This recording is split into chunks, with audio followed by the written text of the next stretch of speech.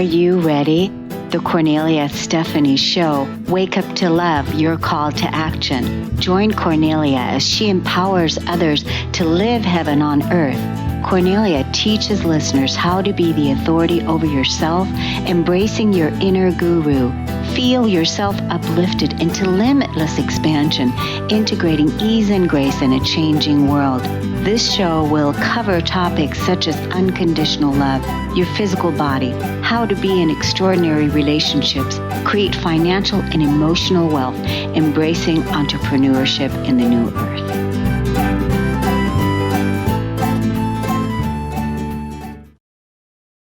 Hi, everybody. Welcome to the Cornelia Stephanie Show. Thank you so much for tuning in and listening to our beautiful stories of hope, which we bring you every Friday. And I have our first guest with us today, and she is Alysia Lyons. She's a certified master and neurotransformational results coach. She's an author, she's a Reiki master and a tarot reader, dedicated to helping moms release guilt and find peace in their lives. Alysia specializes in guiding women through guilt and overwhelm and helping them build healthier relationships, achieve emotional balance, and embrace self-care. Welcome to the show today, Alysia. Thank you so much, Cornelia. Yes. How long have you been on this journey so far? Oh, I'm 42 years old, so this personal development journey kind of started about 14 years ago, but really got into the personal development world and helping moms release mom guilt about, when was 2019, about 6 years ago. And when I had my own profound releasing of mom guilt, and I just started looking around and seeing just guilt everywhere, especially with mom guilt. And I knew how it affected me and how dangerous it was. And I just wanted to start helping other moms recognize that it's not something that's serving them. So what exactly is mom guilt? Define that for us. Like, give us the definition of mom guilt. So mom guilt is essentially they hand you a baby and they also hand you a sack of guilt along with it, or at least that's how it feels. Although I've also heard moms feeling guilty as early as conception. And it's basically what mom guilt is there's a feeling that we are not doing the right thing. So we have a definition of what a good mom does or doesn't do. And our actions are not aligning with that definition. And so essentially, mom guilt is a notification that our actions are out of alignment with our values.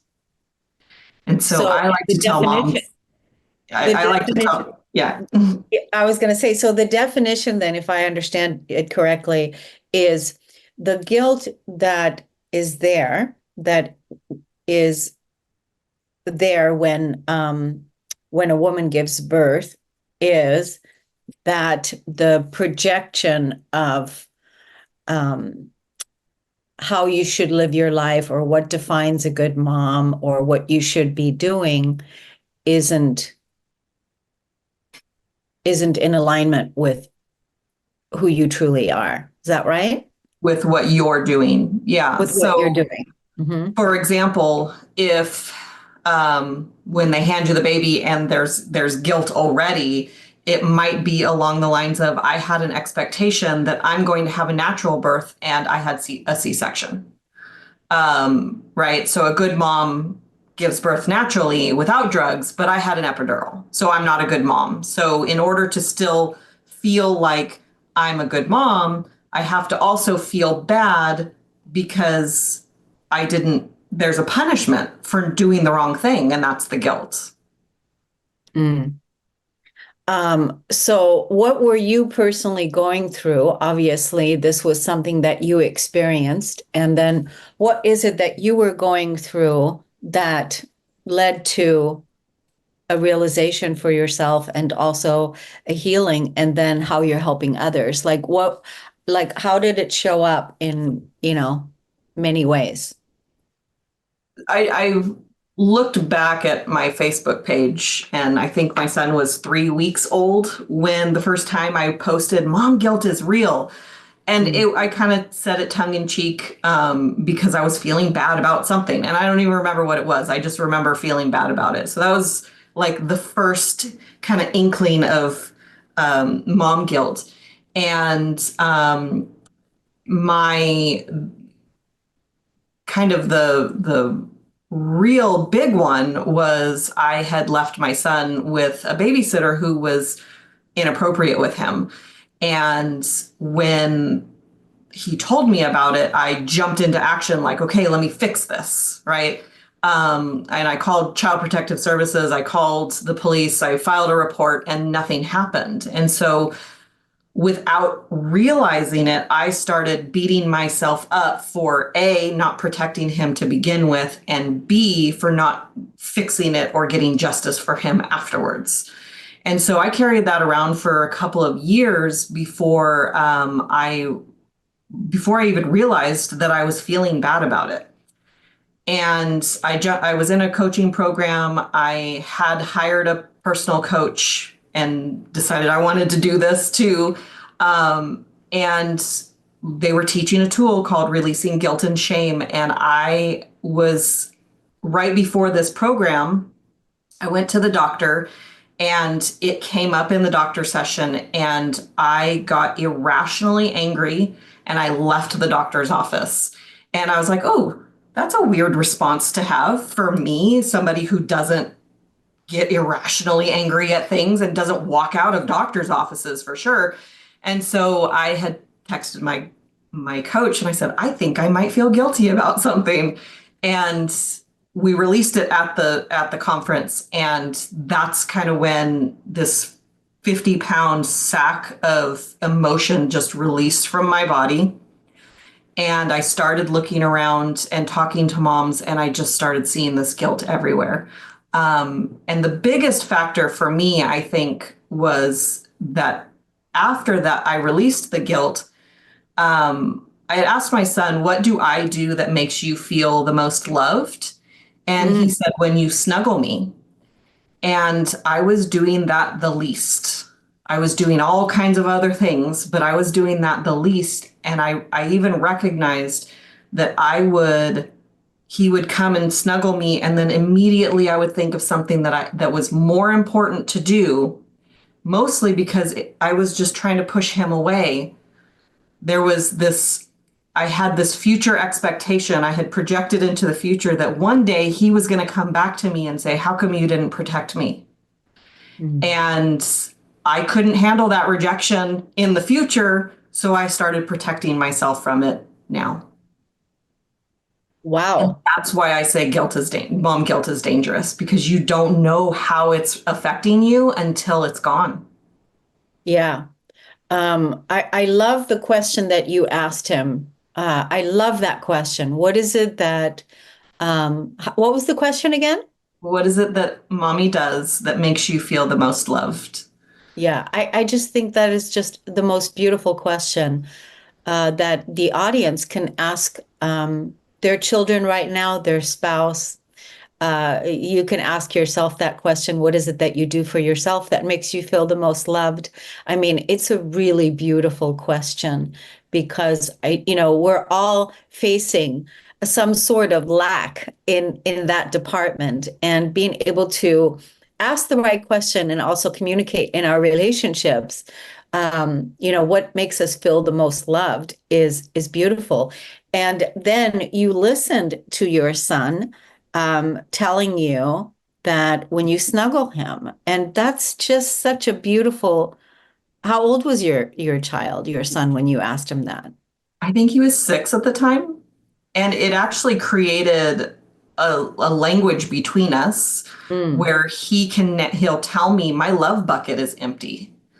And I'll say, okay, well, what do we need to do to fill it up? What can we how can we add some love to your love bucket? And there's an attention bucket and there's all kinds of other buckets and I'm building, he's 13 now, I'm building the self-esteem bucket right now. How's your self-esteem? How do you feel about yourself? What level is that at? So it's Yeah, become I think, a fun love language of ours. yeah, it's like your own secret code. Hmm. It's really beautiful. I think that is a book. Hmm.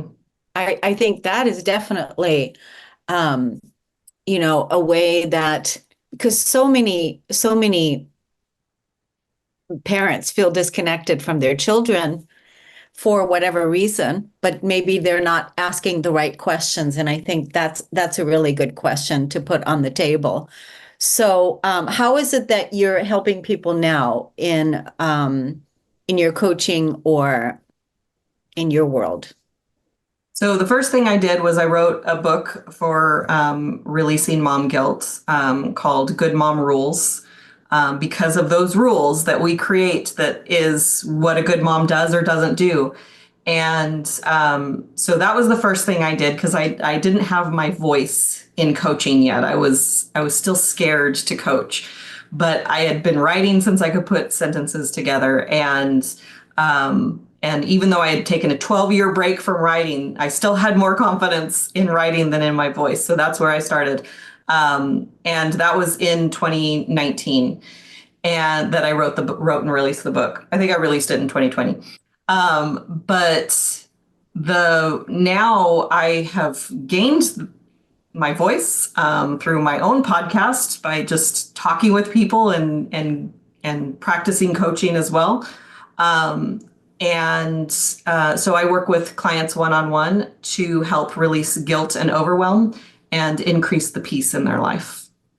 Yeah, that's a beautiful, everybody could use more peace. What is the name of your podcast and how often, where can people find it?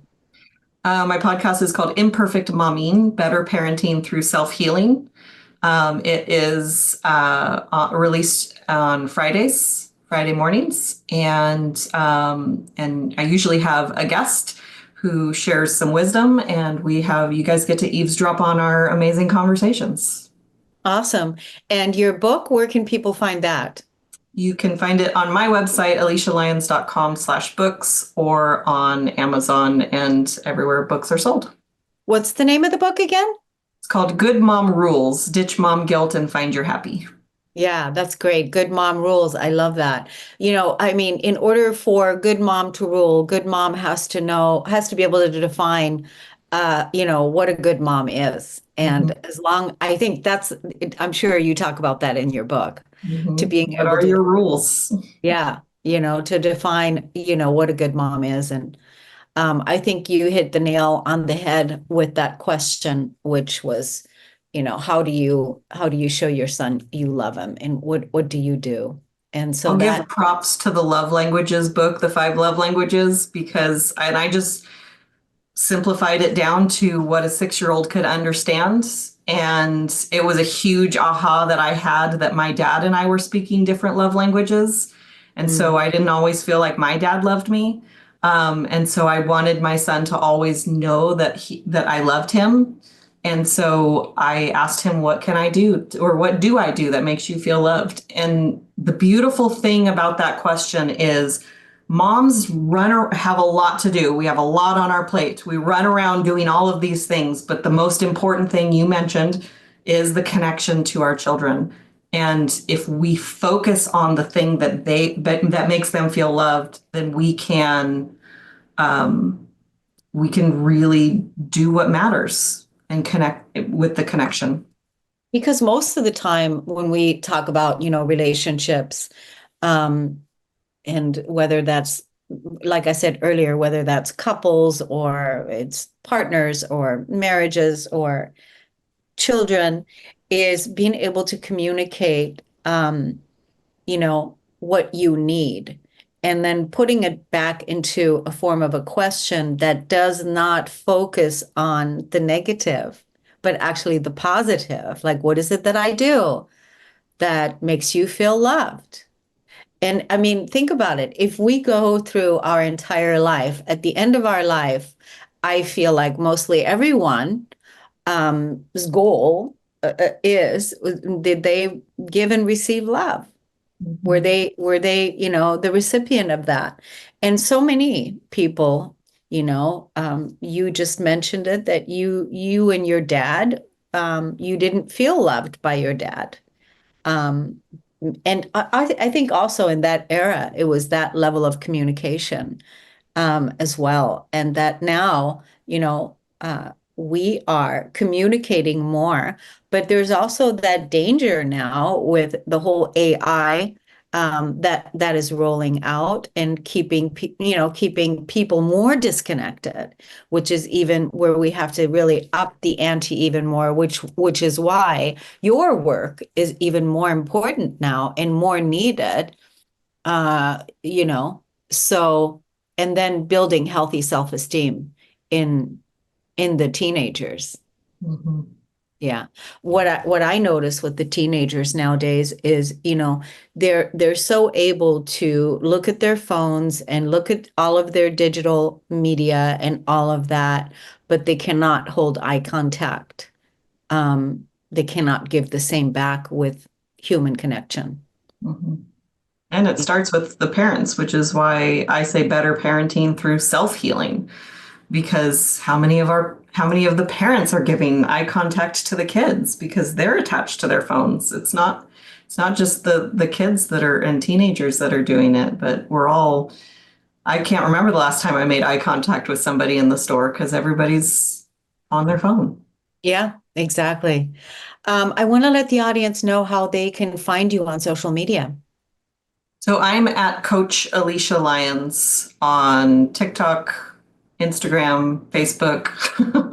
What's the other one? And I think I'm Alysia Lyons on LinkedIn Okay, good. and And YouTube. oh, okay. You're also on YouTube. Yeah, I'm it's on hard to YouTube. Yeah. remember it's hard to remember all the social media handles. And then you've got the website and you've got your podcast and you've got your book and to be able to send all the people to those places. But, having an intimate connection with your kids is a huge gift to the world because they are our future leaders in this world. And it's an important piece that they feel loved, that they feel honored, and that they feel valued. And like you said, it starts with the parents. Mhm. Yeah. Yeah.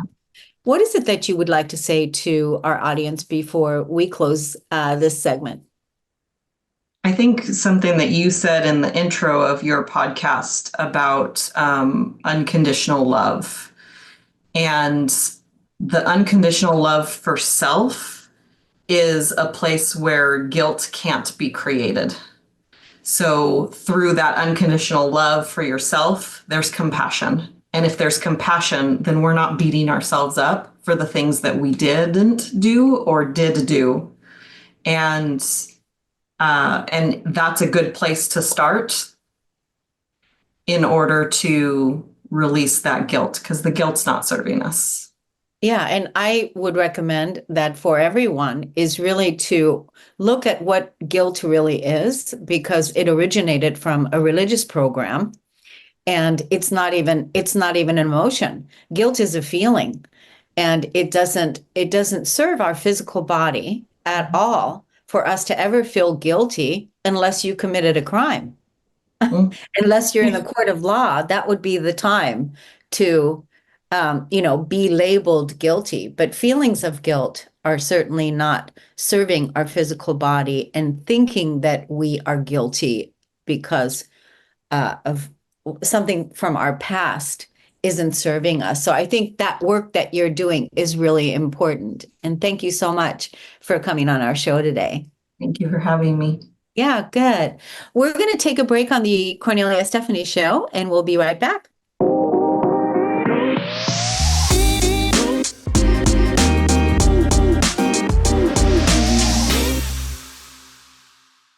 Welcome back, everyone. Our next guest today is Ian Standard. He is here with us from Greece. We're gonna ask him exactly where. He's a mindset coach for new and soon to be dads. He was born and raised in the US and moved around a bunch and finally landed in Alaska.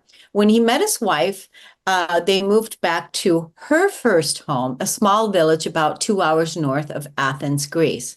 For most of his career, he has worked in mental health and experiential education, primarily in the outdoors. All of these years have brought him to where he is now. A dad to, well, the bio says 8 weeks old. We're going to find out. Baby boy named Zeph, helping other dads get their heads on straight so they can take fatherhood on with a calm confidence that helps them love the new identity they take on. Welcome to the show today, Ian. Thank you, Cornelia. It's good to be here. Nice to have you. So, yeah, so what time is it over there now? We're hitting like the late night hours of having a newborn. It's 9:20 p.m. Wow, So that's the latest I've been up in a while. okay, yeah, because yeah, you guys go to bed early. So when I first saw you on Zoom, I was saying, yeah, you look like you're in a magical castle. And sure enough, you are in a magical castle. Yeah, Looks our like all stone house is totally romantic and charming in every which way, and it comes along with all the drafty creakiness that an old stone castle has. it's beautiful. It's beautiful. So take us into your story. I love, love, love that, you are helping dads take on their dad role, soon to be dads or new dads. Um, to be a loving father, to be a better father, to be present, for their children. So take us through how that unfolded in your life. Yeah, right. It's like a long story of me growing up for a long time, being very clear on the fact that I didn't want to have kids. I didn't want to be a dad. And that was the narrative that I kind of like put out into the world for such a long time until, I think I had like my own life transformations and my own challenges to identity. And then got to the point where it was like, oh, this is like the thing I'm scared of is losing who I am, losing the person that I've like kind of built up. And if I can actually kind of take that on and have some level of control over it, then I think being a dad could be really fun and exciting. And it's sort of a long process, right? That I think not all of us go through. And it was mostly that like the fear of losing the like fun, super outdoorsy, like go on long trips kind of person that I still am and haven't actually had to lose. So yeah, because when you were talking about, identity, I was thinking that what that fear was like several things were going through my mind. One that, in the law of manifestation or manifesting, and here you were your whole life long saying, I don't want to be a father, I don't want to be have kids, I don't want to have kids. And then you end up having kids. So, is end up having a kid. So how interesting is that, right? That's something interesting to observe. And then the other thing I thought about was, you saying that your fears of that you didn't want to, be a father and that you didn't want to have kids and what that fear was about. I thought the fear would be about um your own like could you be a good father, and maybe because your own father wasn't present for you and so you didn't want to have kids because of that reason. But you were saying that you were afraid that you were going to lose your adventurous lifestyle. Yeah, it was like all very selfish, right? And I had a fantastic, like still have, fantastic father who was present my entire life. And I'm very, very grateful for that. But I think that one of the reasons why I started thinking about like losing who I was as a risk being that he used to be a very adventurous person. Like he was hitchhiking across the US when he was younger, and then he had kids and settled down in the like middle of Flatlands, Illinois.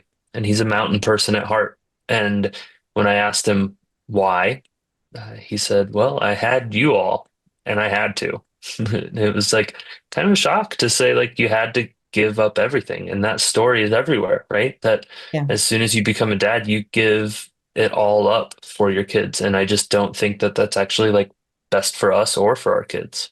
Yeah, so you're being a different embodiment of what a dad can achieve, not based on the old limiting beliefs, but living beyond that, that you can still say yes to your dreams and still not give up your identity of adventure is an important piece. It's part of who you are, which that's why that uniqueness is so needed in today's world, and that you are setting up your life so that you can raise your family, that you can do this in a new way.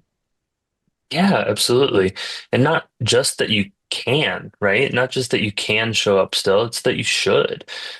Because the way that I see it fully is like the more authentic we are to ourselves and the closer I are with our own identity and we know who we are, that's how we become good parents and that's how we become good fathers. Instead, a lot of us are giving that up and trying to become someone else. And when we do that, we lose touch with it and we're out of line with our values. And once you're out of whack with that, you just don't show up in the way that anyone needs you to, whether it be your partner or your kid. And so actually getting authentic with yourself. And that's how you become good. Everyone's good, right? Everyone deep down, I fully believe everyone is pure and good. There's just a lot of stuff in the way. A lot of stuff in a way, things to have to clean out, but we have to be willing to look at what it is that we truly value in ourselves and then, you know, live that. Yeah, without a doubt. As soon as we know what we value about the world, about life in general, we can start to see it in ourselves. Just like you were saying, like we manifest these values into our life and we bring them forward. And it's up to us if we want to see them or not. And if we don't want to like actually look at our values and we start to take on the things that are told to us that we should be valuing. And in the world we live in, there are a lot of things we're told to value that I think a lot of us don't actually take on, is when we just kind of get mixed up and kind of get in the way. And then fatherhood is no longer the fun journey that feels like an expansion of yourself that it could be. Yeah, I think it's so great that you are doing this, are living this, are being this way. And I want to ask you now, and let's talk to the ladies that are listening to this podcast that have new dads or dads that are, um, already have children, how you can support their men. Mm. That's a great question. I think that that's like one that is never asked either, because it is on us. We're told our role right away is it's to take care of the mom, because the newborn needs the mom, and it's the dad's job to take care of mom. And but you can take care of us. We do also need like love and care and kindness, whether we shrug it off and like put up our walls towards it or not. And I think that simple check in and that simple, like clear communication of like, how are you doing? Because being a new father is incredibly, incredibly isolating, no matter where you are. Often feel pretty alone. And the one person that you tend to usually go to, your partner, has their own stuff. And you don't want to bother them. All of a sudden, it gives us even more of a reason to shut down and kind of pack that stuff deep. So, any of those moms out there, just ask, just have that clear communication and understand that we know it's really hard for you and it's also really hard for us. Yeah, that's a good way to think about that. So when you're working with your clients, your ideal client, who's your person that will be contacting you to work with you? Who's that person? Yeah, these are the dads that are either getting ready to become a dad or have just become a dad and already feel that disconnect of like, oh, what did I just get myself into? Like, this isn't me. This doesn't feel like me. And you feel that a lot in your body, you feel it a lot in your mind, and the stress kind of takes over. And as soon as you start to see that leaching out, I think it's those dads that are kind of wondering, was this the right move for me? And there's a lot of shame behind ever asking that question, even if we made the choice right away. But it's one of those things that a lot of us kind of do ask ourselves. You can still love your kid and ask if it was the right question, right? Um, but my clients are those that struggle connecting with their kid and want to like understand that they're providing value. They're the ones that like don't know how to maintain a relationship when it's under all of this new strain. And it's those that also just like feel alone and need to figure out how they're going to find community and how they're going to find that support that we all need. Yeah, I think that communication, having somebody where you can really be yourself with, maybe it's not your partner because you're, like you said earlier, the partner has her own stuff, but that you actually have someone that is going through that yourself himself, and um that has the wisdom of what you've already experienced, and now you're able to help that person identify what their values are and whatever even the challenges are, because there's going to be the challenges as well. And how do you not give yourself up in all of that, or bring those feelings and energy into the relationship, right? Yeah, without a doubt, right? And that's the basis of the group coaching that I do, right? I call it dads who talk about it, right? Oh, cool. There are a lot of people that just don't actually talk about it. And as soon as one dad starts to, and there's someone else to hear, it's like, whoa, I'm not alone, right? This is the same problem, same solution for so many things in our world. It's just that understanding piece that we're not alone and getting together to actually speak to other people going through the same thing or having gone through it so that we can work together to get towards just like a better, happier life and a better, happier world. Totally. Especially now with all the changes that are before us, really identifying what's the most important. And I mean, if you have children, it's your responsibility to raise them and raise them well and give them a better life than some of us had. And so, and doing that part while at the same time still being true to yourself as well. So I love dads who talk about it. So that's a group coaching program that you do? Yeah, absolutely. So how does it work? How does it work?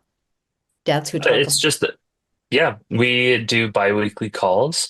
And so the current cohort that's running, we get together once every other week. And every time it's a little bit of, I really appreciate utilizing a level of mindfulness inside of all the calls I do. And then the way that group coaching works is kind of takes on two different formats, right? We get together and either it's just like a collective call where we're all taking turns talking, and I do one-on-one coaching with people, or it's a call that it is one-on-one coaching where, say, it's you and I, and there's three other people in the call as well. But the problem that you're bringing forward to me and I'm coaching you through is nine times out of 10 a problem that the other three people are also going through or have gone through. So we all get something out of seeing each other get coached through our issues, and can kind of like pull the good little bits from that in order to apply to our own life. How do people find out about this program that you have? Yeah, my main social media platform is Instagram, and that's kind of where it all comes from. But also on my website and my newsletter, going out into the world. So people have come to me from weird, random little bits and pieces that I just, they're like, oh yeah, a friend of a friend of a friend said that you do dad coaching, and I thought I would find you. Yeah. Yeah, that's so great. Let's tell everyone the Instagram handle. Let's tell everyone the website handle. Let's tell everyone how to find you. Yeah. My Instagram handle is the Dad Life Balance, Mm, and my website is just ianstandard.com. That's easy. I like that. That's easy. You're gonna love this. You were in the waiting room when I was speaking with my last guest. Um, she was helping. She was trying to identify with her son this. She was asking her son, what is it that she does that makes her son feel loved? Mm. Was such a great question. This is such a great question to ask. And he responded to her that it makes me feel loved when you cuddle me, when you cuddle with me. So I think, both of these discussions, our first guest and you, is really all about how can we be better parents? How can we release things that aren't serving us and being authentic to ourselves and each other. So I think it was a wonderful, progression of guests today. And I want to thank you so much for coming on. Yeah, I absolutely appreciate it. So do you have your Instagram pics of your beautiful Greece where you're living? I try to get as much beautiful Greece. We live in very much so in the mountains. So naturally, everything that I do, any videos I do take tend to have the mountains in the background. That's so great. I definitely want to go check it out myself because I think it's beautiful that, you are living your adventure life and that how this all unfolded. I love this miracle story. It's wonderful. And I wish you all the best. Thank you so much for coming on. Thank you for having me. We're going to take a break on the Cornelia Stephanie Show, everyone. We'll be right back.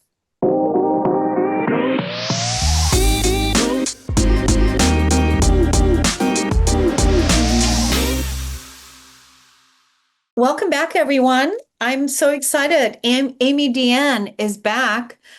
Today, we're talking about her Finding Your Truest You series that we've been unfolding here with this podcast, a guide to becoming your authentic self. Welcome back to the show, Amy. Thank you so much for having me. It's great to be here. Let me tell the audience a little bit about you, the ones that are just joining and listening for the first time. Amy Deanne dedicated her early years to being a mom and wife. After facing a separation and ultimately a divorce after 29 years of marriage, Amy realized for the first time that she didn't know who she was. Like many other mothers, she had to put her own wants and needs aside to raise her children. Now that her children are adults and no longer dependent on her as they once did, Amy found herself on a unique journey of self-discovery. While continuing her career in corporate America, Amy also sought an outlet for her creativity and started a side business called Resilient. Initially, that was created as a craft venture. Resilient has evolved into something much more meaningful, contributing a chapter to the Amazon best-selling book, Shine Your Light, was the cherry on the top of her healing journey. Now, Amy focuses on connecting with women across multiple platforms, empowering them to discover their truest selves. Amy exemplifies the idea that you can achieve anything that you set your mind to. And I heard her say to me personally the other day, just do it. Welcome back, Amy. Thank you so much for having me. I appreciate it. So let's see. Let's look at our parts. We had, All right. so today's part 4. It is. Part 4. Do you remember the parts so far? Can you name them? Absolutely. So it coincides with the book that I'm writing that will come out later this year. So the first one was trusting yourself, and it's kind of an acronym, Truest You. So we're going down the list. Trusting yourself is kind of focusing on, your gut instincts and listening to the small voice in your head and kind of going with what you're feeling. The second part of that was recognizing that everyone's journey is different. So you're not going to be on the same path, even if you have been single the same amount of time as your friend or whatever the case may be. You're not going to be on the same journey. You're all going to take a different road. And then last time we talked about unlearning negative behavior, negative mindset. We get into a negative mindset, play those negative tapes, whether it's something we were told as a child, whether it's something that happened to us traumatic along the way that we've kind of absorbed and kind of beat ourselves up about. So today, which is actually my very favorite, is embracing your authenticity. And so I love the progression of how far we've come, right? It's fun to look back and see what we've created so far with this series. And I mean, and just think about it, prior to these 4 podcasts, that part didn't even exist yet, which is so wonderful about how we're moving forward with trusting, right? Trusting yourself, with trusting your creation. And I love the part embracing authenticity. What does that mean? Well, I think for a lot of people, being authentic is real, not fake, genuine. All the definitions that you think of about being authentic. And I think especially right now in our climate. And I think it's difficult for people to be themselves. I think whether it's a fear of rejection, they won't be accepted among their peer groups, or whether it's a fear of abandonment that you have left over from your childhood days. If I am authentic, if I really tell someone how I feel, then they're going to leave. They're going to not accept what I have to say. They're not going to agree with it, and they're going to leave. So then you deal with those abandonment issues as well. I think we're taught early on, for whatever reason, that expressing the realness, of yourself is something that's not accepted.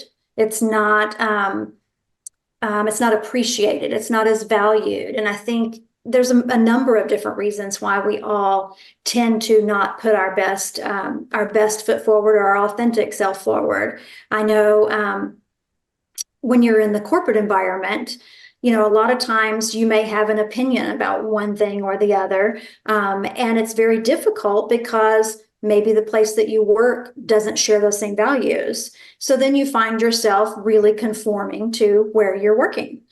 Or if you have coworkers that maybe feel differently than you, whether it's religious, whether it's political, whether it's whatever it is, and nowadays in this climate, it is very, very different. You find yourself not being able to have authentic conversations. So you tend to hold back, you tend to stuff it, you tend to, not share as much.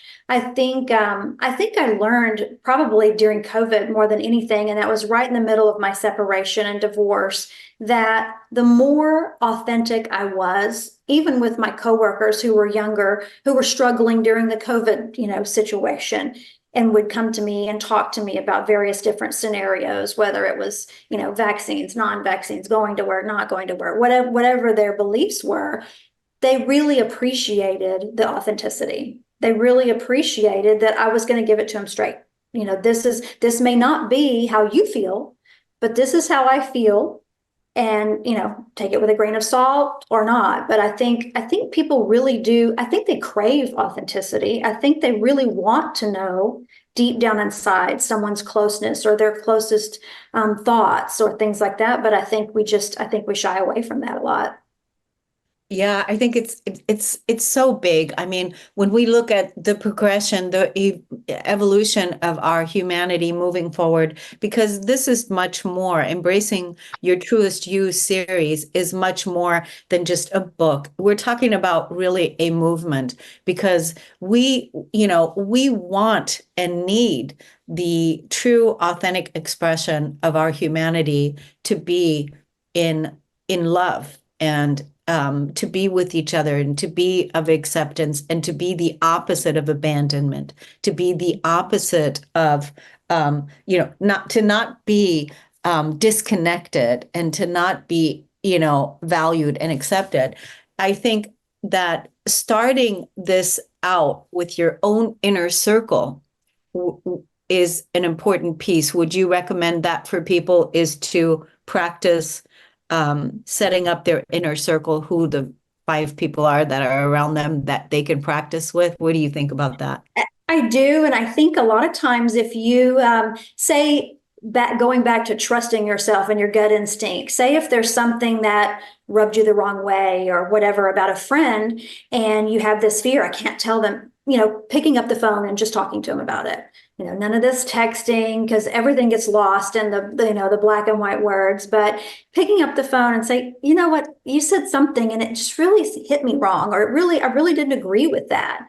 And just being honest and kind of starting there with your inner circle. I know the few people that I have in my life that I can be, brutally honest with, I appreciate that. And I appreciate their honest feedback to say, oh, no, don't do that, or don't say that, or that doesn't sound right. I appreciate that. I appreciate, even if it's not what I want to hear, even if I'm not in agreement, I'm grateful for the honest feedback. So I Yeah. think that's important. Yeah. I mean, when we look at, how much we've been hiding, suppressing, holding back, and the more that we hold back and, put on a facade, that doesn't it's not true to our nature. It's not true to our evolution, which is why I think what you're doing with this is an important piece right now, and I think an important piece for years to come. Embracing your authenticity, embracing who you truly are. What does authenticity mean to you?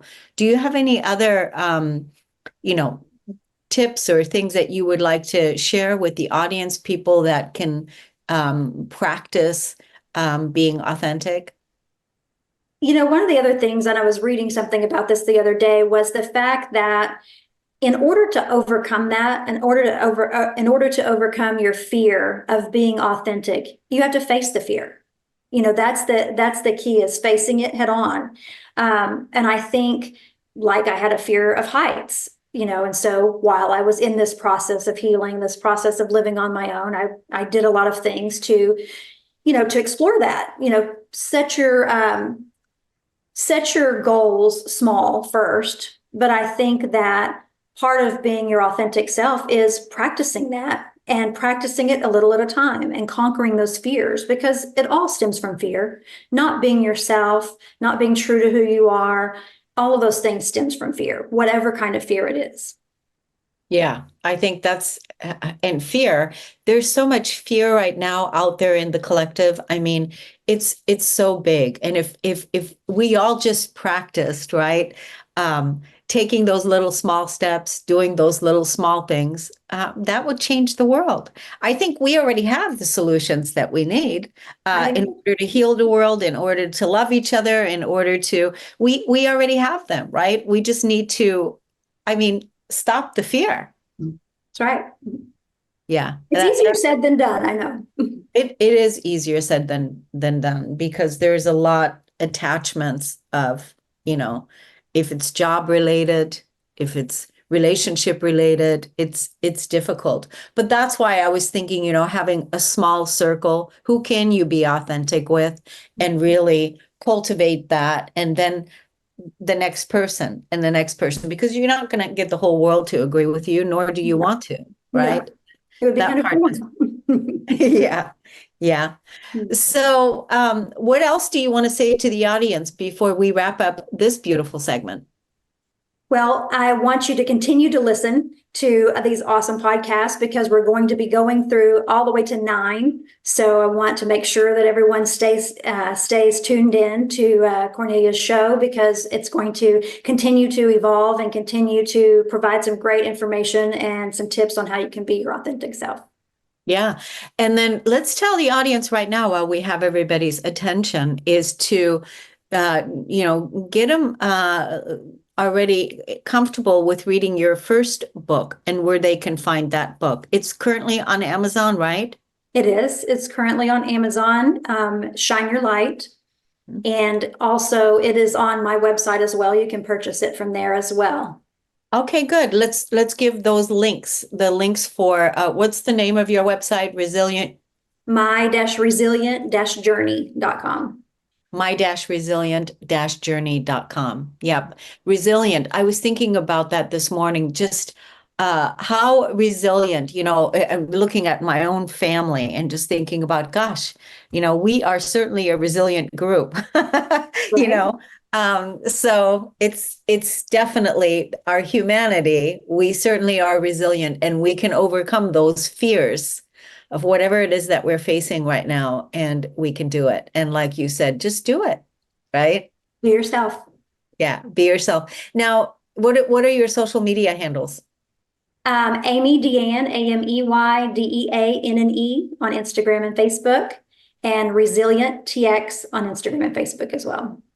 Excellent. Well, thank you so much, Amy. I look forward to the next chapters unfolding.